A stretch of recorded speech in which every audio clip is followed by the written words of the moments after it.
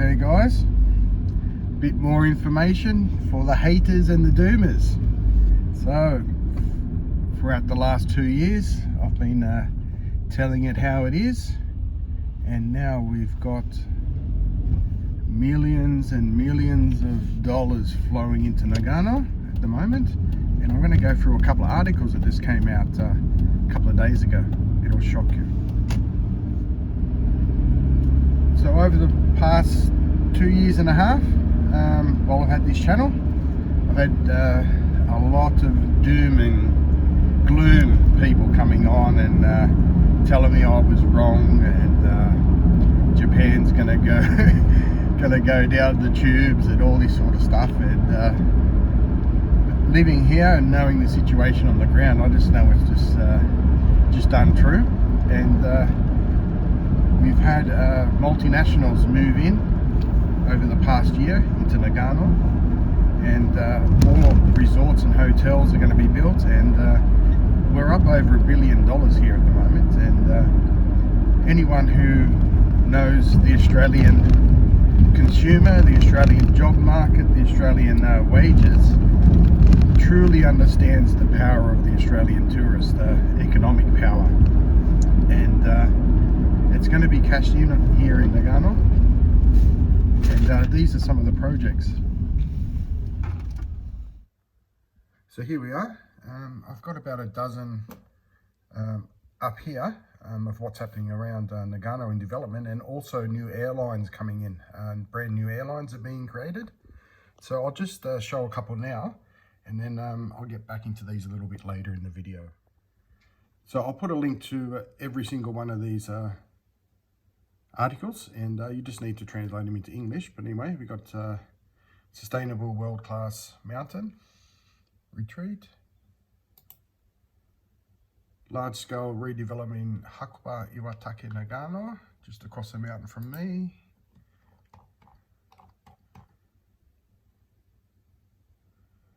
Certainly building large scale in Miyoko, that's near the border up north.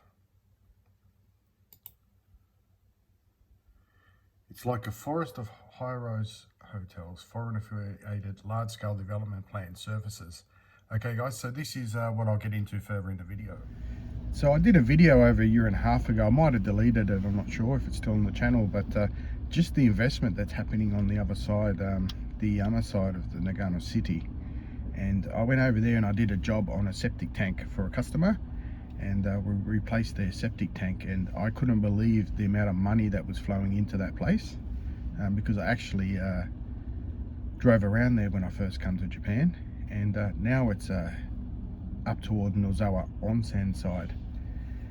So British companies, joint Japanese investment firms are going in heavy, millions of dollars. It's going to create a lot of business activity, and I've spoken about this at length, and people just don't want to really believe what people say, even when they're on the ground here and they operate a business here and they know the industry fairly well. And as far as Australian tourists go, this is the industry I used to work in, tourism, weddings, restaurants, things like this. This is my bread and butter, and I know that this is absolutely going to boom, because there's two things that are happening here. Is you've got a very loyal Australian tourist base. So if you look at the history of recent tourism, last 30-40 years, places like Bali, tourists go back year after year to the same place, and they develop relationships in the city with the locals. Some start up businesses, some end up living there, and Bali is sort of an extension of the Australian psyche. And what's changed recently is it's now moved to Japan, and this is because the economic power of the average Aussie now, to come to Japan and spend a month on the ski slopes and staying in hotels and whatever, it's not that expensive for them. with the Australian wages the way they are, and the Japanese business environment. So once the Japanese decide to do something at a government level, they're all in and they don't stop. So if you have a look at the case of an article I'm going to bring up, there's only really one issue that the locals have brought up, and that's the height of the buildings of these new hotels that they plan to build, and that's the only concern they have. And the Japanese also understand the power of tourism, and the government also wants tourists to stay out of places like Kyoto and things like this, so they want to move tourism away. So what you're witnessing now is what I was talking about 2 years ago, that this is going to happen. It's because when you want to set up a business, you need to be near a place that will always have tourists, and I always say this, but yet people will always buy houses and choose to live in rural areas just based on how nice the house is and how much it costs, which is a really, really risky way of doing things. So these places where they're spending the money, you're talking 45 minutes out of a major city like Nagano City, the best transport links you can imagine, Shinkansen stops, a local government that's really got themselves together, history of hosting big events like the Winter Olympics. So you're not dealing with small town councils, you're dealing with professional organisations, and this is why these big multinationals, they see Nagano and doing these projects as low risk and high reward, with really good laws in place, good research. They know all the data better than I do, and they've decided to put $1 billion where their opinion is, which is what my opinion was 2.5 years ago. But people still like to jump on channels and give their opinion like their opinion matters, like they have any experience in this sort of industry. And it's coming to fruition, and a lot of these projects will be happening in the next 2 years. And what that means for you is that there's periphery business opportunities. So this will depend on your business nous, things like this. So you can get business startup visas. So the business manager visa, which is not the startup visa, but you can come to Japan and go on the business manager visa and still do these things. The only difference being is you don't have the government support that other prefectures have.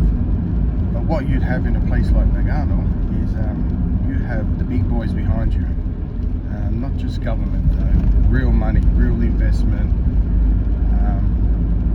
and people who run these multinational companies, they have a fiduciary responsibility to not lose shareholders' money. So it's not like some guy's opinion or a couple of guys' opinion. This is an opinion that's obviously backed by people who do their analytics and their research. And Nagano is definitely going ahead, and I foresee sort of the area to be, if you're an Aussie, like a Perisher, Fredbo, but on a whole different level. So whatever you see happening, or that did happen around that sort of area in Australia, or you may even think of Colorado in America as well, you're going to have this sort of thing, and you're going to have high luxury style as well. So it's not just going to be cheap tourism. You're going to have a mixture. So what's happened is there's been a massive shortage of accommodation, even with all these people just going to the major cities. So what I foresee happening, which will be another 5 years time, is all these people going to Kyoto all the time, they're going to get sick of it, going to Kyoto every year or every 2 years, and they're going to want to go to somewhere else. So you're going to have the normal people that like the recreation up in Nagano, and then you're going to have a double or triple flow-on effect later on when people get sick of eating sushi and whatever in Kyoto, and they're going to want something different, and coming out to rural areas out here like Nagano with the ski fields and what it has to offer. I think it's got like a 50-year at minimum sort of upward trajectory. So if you scour the internet, you'll also find a lot of articles talking about the price of land and housing in these ski areas going through the roof. The highest growth property in Japan is up here in Nagano at the moment, up and around these ski field areas, and it's still relatively cheap compared to everywhere else. So this is just on growth, so price growth. So it's starting at a very low point, but it's doubled or tripled or whatever, but still very affordable compared to prices overseas. And I only see this getting higher as it gets closer to these projects kicking off, and it'll be interesting to see what happens. I personally think that they could build twice as much and it would still be full all the time, because the thing about Nagano is there's activities year round. So even in these rural areas, there's a lot to do. Beautiful hiking and things like this. So it's not just a one trick sort of recreation spot in winter. It's got a lot going for it. And on the Yama side, the Izuna side, their summer trade has taken over their winter trade. So what money they're making from winter in the snow and whatever, they've made actually more in summer with these sort of hiking, walking and biking sort of activities. So Nagano is definitely going ahead. So anyway, I'll just talk a little bit on these articles, and I'll link them down, and you can read them yourself and see what you think. Just leave your comments down below. Okay guys, so this one's currently under construction, Hakuba, and this one's done by a Japanese company, Shimizu Corporation. And here we've got a list of all the money going in, and also the companies behind it. And the same one here, we've got Mitsubishi, one of the biggest companies in Japan, massive company, and Shimizu Corporation, joint venture. Another 70 billion yen. So 70 billion yen is $700 million. So this is just one of them. We're talking billions of dollars coming into here. It's absolutely amazing. This is another one in Nozawa Onsen village. So the only thing stopping this one is the height concern. So the 36-meter high 9-story building exceeding limits. So they're just going with the locals and try and get that down to where everyone's happy. Here we are, aviation industry. An unusual rush to create new airlines. So these are going to be like Ryanair in America, small ones. Air Japan, have a look here. So these are coming out of Singapore and sort of that base area. So Southeast Asia getting richer, Australia's getting richer, and creating new airlines as well. So this is the sort of scale you're looking at. Another one here at the Madarao Korgan, up near the Miyoko station. Okay. Border of Nagano and Niigata prefectures, representative of Singapore's real estate investment fund. So this is the biggest guy in Singapore. How to develop starting from Nagano City. This is exactly what I've been saying for years. Same guy, the top brass in Singapore. This is the only place. So you've got the biggest guy in Singapore in this industry coming out with these sort of phrases. Okay, large scale development around Hokuriku Shinkansen. As I said before, guys, on my how to buy an IKEA, absolutely must live within 30 minutes of a Shinkansen stop. This is where all the action always happens. More golf courses.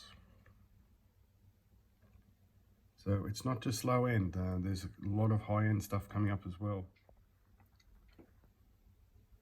Turning Nagano Prefecture into a world-class luxury resort. Revitalization plan drawn up by a foreign real estate investment company. It's a world-class.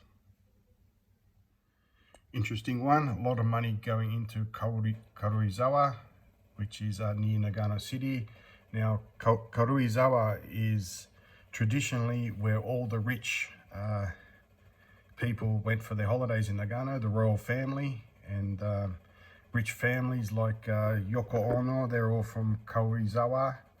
So money flowing to there. That's only about 25 minutes from Nagano City as well. Another one, Karuizawa. Have a look at the company. Mitsubishi, one of the biggest companies in the world. Karuizawa Station, guys. Remember what I said to how you should buy an IKEA?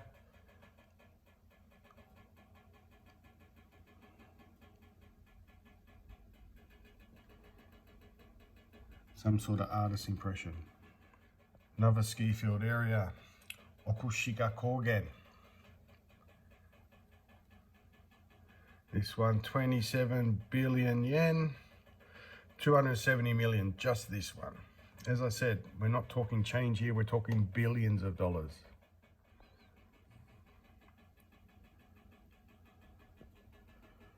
Got some more resorts that have just come on as well. Fujimi. So I'll put the links in the description down below and you can have a look yourself and just translate them into English.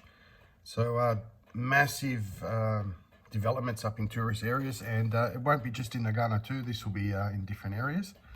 So there will also be some negative things that come out of this, especially for locals buying property, but the big decisions have been made, guys, and investment is flowing like a river.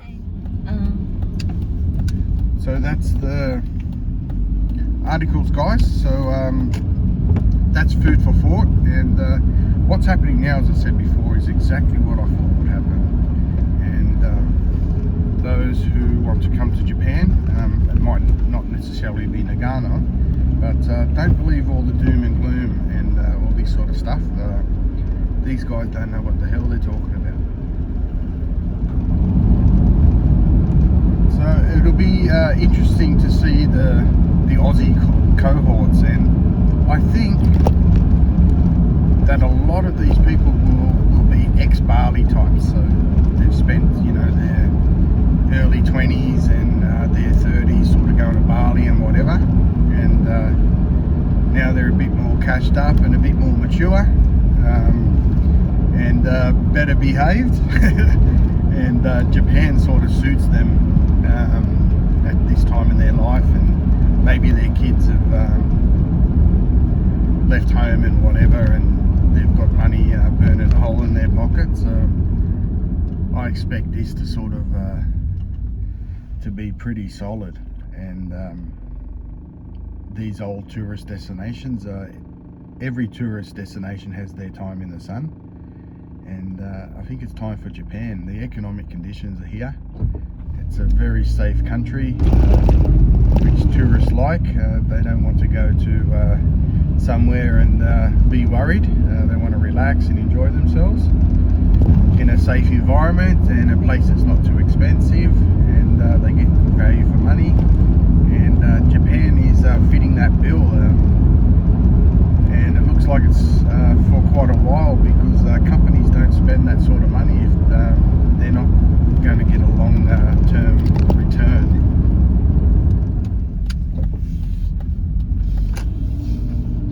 So I think now, for those who are really considering coming to Japan, and they have the means and they have the ideas, this is what's coming down the pipeline.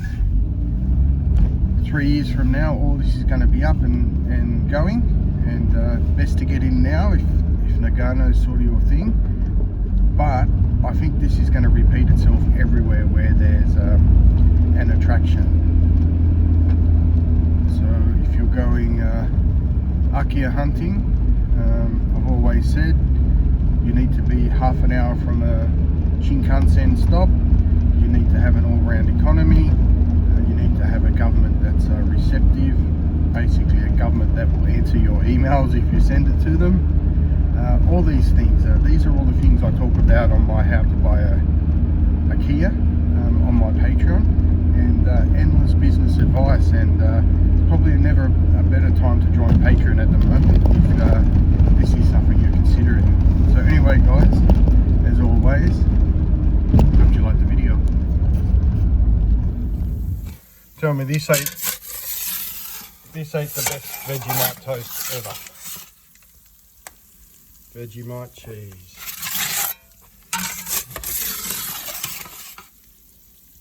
Vegemite cheese.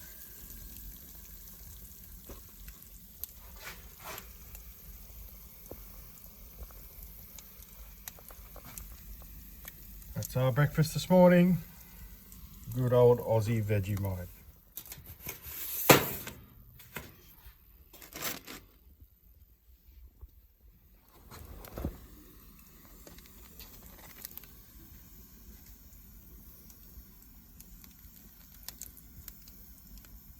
Down the hatch.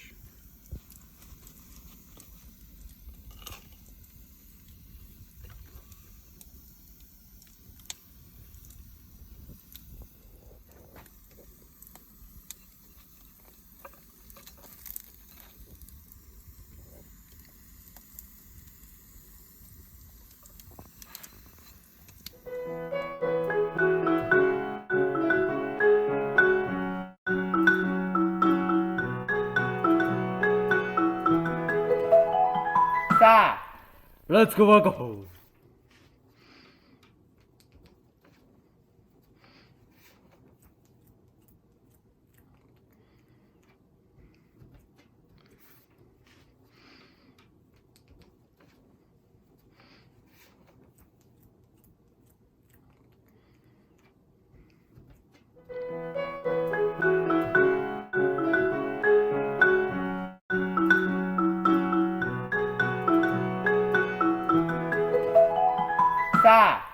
Let's go back home.